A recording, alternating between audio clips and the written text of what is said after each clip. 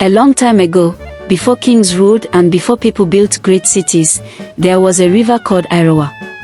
It flowed through the valley of Olorun, bringing life to the people of Igode village. The villagers used its water to drink, cook, and grow their crops. Fish were always plenty, and no matter how hot the sun was, the river never dried up. The people loved Iruwa, but they also feared it. There was one rule that everyone followed. Take water during the day, but never after sunset. The elders never explained why. They only said, water remembers everything. Most people obeyed. But there is always one who does not. His name was Adiro. Adiro was a stubborn young man. He did not believe in old stories. He laughed when the elders spoke and ignored his mother's warnings. He said the river was just water, nothing more. One year, the land was very dry. The sun was too hot, the ground cracked, and the crops struggled to grow. Yet, Iruwa still flowed. The villagers took only what they needed, careful not to anger the spirits. But Adiro did not care. One night, when the village was asleep, he took a big clay pot and walked to the river.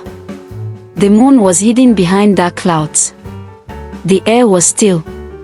No frogs croaked, no birds called. Adiro dipped his pot into the water. As soon as his hands touched it, a deep cold filled his body, colder than anything he had ever felt. He pulled back, but something was wrong. The river was moving the wrong way. Instead of flowing forward, it pulled back, as if something deep beneath was drinking it in. Then, he saw them. Faces. Not reflections. Real faces under the water, looking up at him. Some were old, some young, some frozen in fear. Adiro tried to run, but the water grabbed his ankles. It climbed to his knees, pulling him down. His heart pounded. He screamed, but no one heard him. Then, a voice spoke, not from the air, but from inside him. You have taken. Now you must give. The next morning, the villagers found his clay pot on the riverbank, broken in two. But Adiro was gone.